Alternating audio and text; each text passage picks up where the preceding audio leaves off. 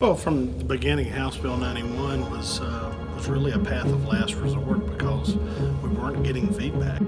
This is Under the Dome. On today's episode, we'll take a closer look at the North Carolina legislature's scrutiny of the state's high school athletic association.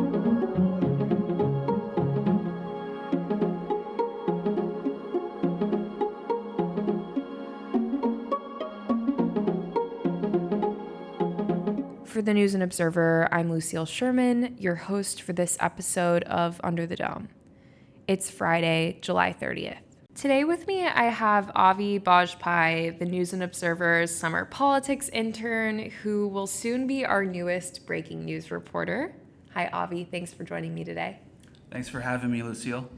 Avi's been covering this topic since lawmakers introduced legislation to dissolve and replace the North Carolina High School Athletic Association, a mouthful of an acronym, with a new governing body.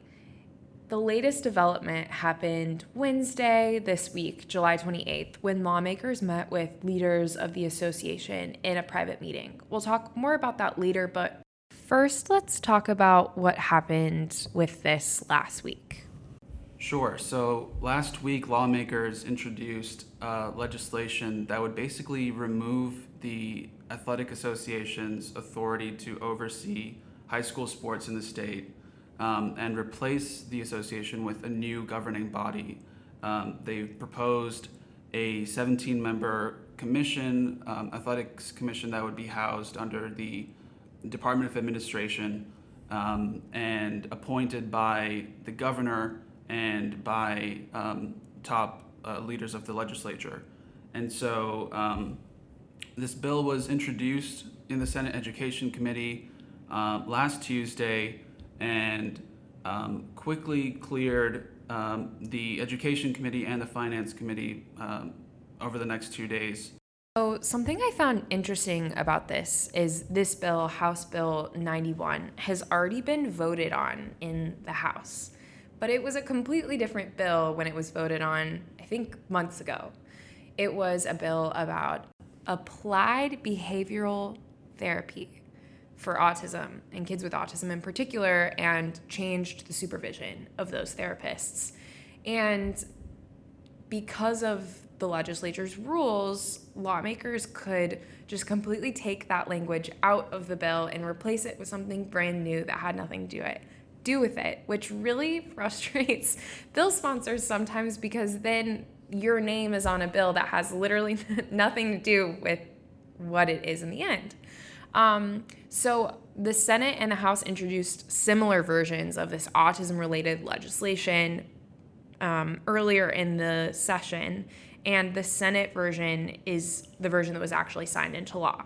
So now they have this House version sort of sitting over here to use, and they gutted that bill and replaced it with the High School Athletic Association language, which I think is interesting and also, again, frustrating to many people. What's your sense of why this legislation was even introduced in the first place? Yeah, so lawmakers who sponsored the new version of House Bill 91 last week, introduced it in the Senate. They've said that they've had myriad concerns over several months. Namely, lawmakers have said, and these are Republican lawmakers, they've said that they're primarily concerned with the association's finances. The association has more than 420 member schools, many of which are public. And lawmakers have said that for lots of these schools, which have to contribute money into the association, the deal for them, doesn't really make sense. They're not really, they're basically paying much more into the association than they're receiving back. And they've pointed to reports of different high schools, for example, having to pay several thousands of dollars for different equipment, for different games, different sports. How much money does the organization or the association have exactly? So as of the association's most recent financial audit, which lawmakers requested a couple of months ago, the association has almost $41 million in total assets, and that's as of last year. And lawmakers have said that that's really concerning because there are several member schools that are strapped for money and for resources, and they've said that a huge chunk of those several millions of dollars would be better spent if it was redirected to some of these schools that really need this money. Got it. And what were lawmakers' end goal? Or last week when they introduced this legislation, what did they say their end goal was? Yeah, so lawmakers who sponsored this legislation last week spoke to members of both the Education and Finance committees. They basically said that they had been holding talks with the Athletic Association over several months. They said that the association had not been cooperative, had not been answering their questions properly, submitting the different documents that they had requested. And they basically said that they had felt that they had reached the end of the road, so to speak, and that it was time to try and create a new governing body, a new commission that would replace the association. So that was their publicly stated goal during committee consideration of this bill last week. And when they say the association didn't cooperate in answering questions, is that because the association is a private entity? Is that right? Yeah, lawmakers were basically expressing frustration and concern that the association, which is a private nonprofit, is technically not obliged to answer all the different questions that lawmakers have about its finances, how it governs high school sports, and several other issues, including fines and fees that it imposes on different schools and other people. Gotcha. And so the bill would fix that problem if it were signed into law. But this week, there was a little bit of a shift. What exactly changed this week? Yeah, so a lot has happened over the last couple of days, really. Even after last week's committee consideration of this bill, one of the sponsors, and that's Senator Todd Johnson of Union County, he's a Republican, he spoke with us after the Education Committee's meeting last week. He was signaling back then, this is almost a week ago, he was signaling that this bill would be considered a success if it brought the association back to the negotiating table. And so the question really arose as early as last week of, do lawmakers really intend to see this bill through, have it pass the Senate and the House and reach the governor's desk for a signature, or are they perhaps looking to bring the association back and open a new round of negotiations? Let's listen to a few seconds of what Johnson told us. We welcome any communications from them. If this legislation is what it takes to get the High School Athletic Association to work with us and make desperately needed changes, then great, then this has been a great success. And as a matter of fact, even at the end of last week's Education Committee meeting, before the committee adjourned, the chair and other lawmakers who brought this legislation forward, they were basically, they were signaling to representatives from the association who were present that morning. That's James Alverson, who's the assistant commissioner of the association.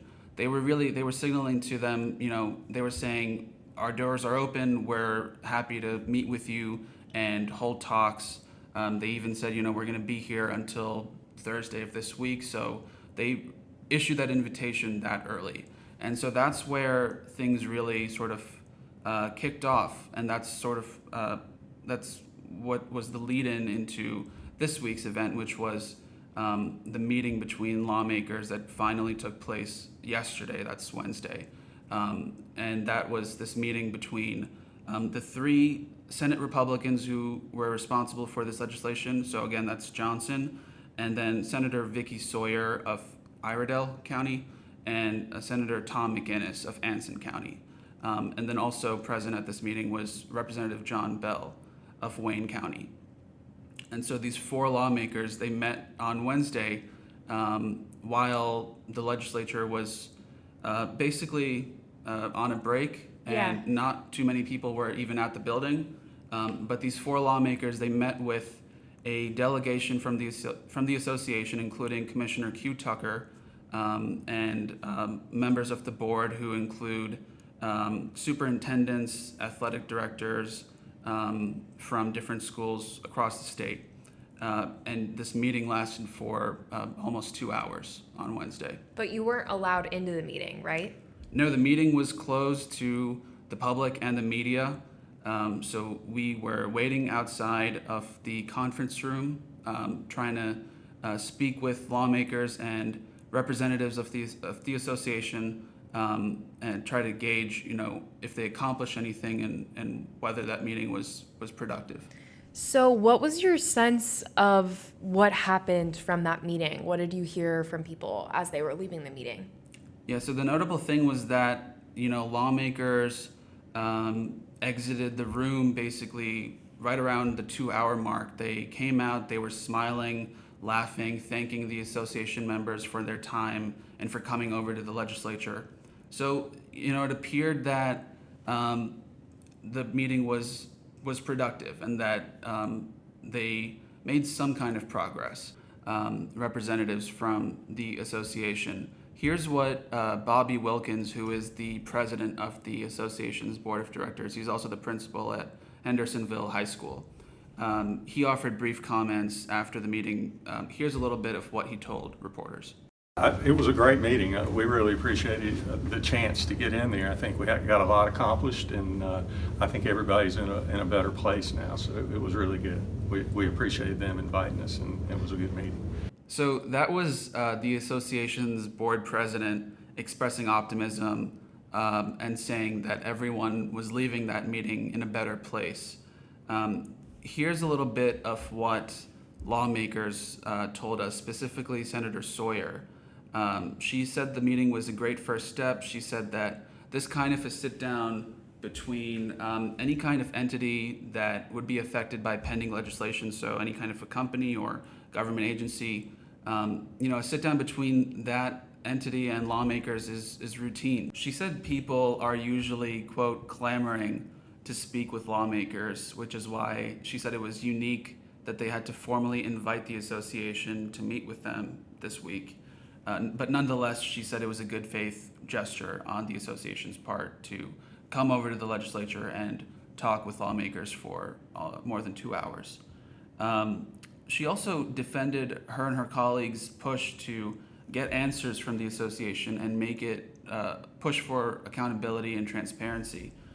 She said that even though the association is a private nonprofit, it still governs public schools and is funded through public dollars, which makes it, quote, an arm of the state and answerable to lawmakers. So to wrap things up, here's a little bit of what Sawyer told us. Remember, they are an actor of the state, and when they deal with our public schools, and what funds them is public money. And so we see that they absolutely are an arm of the state when it comes to certain duties that have been delegated to them by the Board of Education. So we see that we have to clarify that relationship, we have to strengthen that relationship, and moving forward, I think that's what legislation will look like. So what I'm taking away from a lot of your reporting and what we've talked about today is that it almost feels like the end goal lawmakers had in mind all along was to bring the association to the table, and that the bill was almost a threat in a way. Is that right? That's certainly what it looks like, although I'm not sure lawmakers would describe it that way, but it does seem that that was what they've been trying to accomplish all along. So now what's next? Yeah, it's not entirely clear. Lawmakers said yesterday that they do believe some sort of legislation, some version of a bill will have to move forward, but it's not clear if they want to move forward with House Bill 91 in its current form, which would dissolve the association, or if after yesterday's meeting they're open to watering it down a little bit and keeping the association in place, but with some of these urgent reforms that they've been pushing for. Avi, thanks so much for joining me today. I hope I find another reason to have you back on the show sometime soon. Thank you so much for having me, Lucille.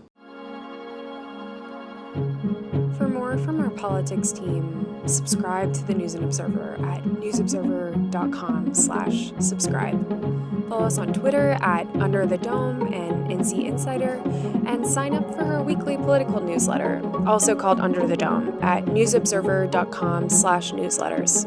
Thanks for listening.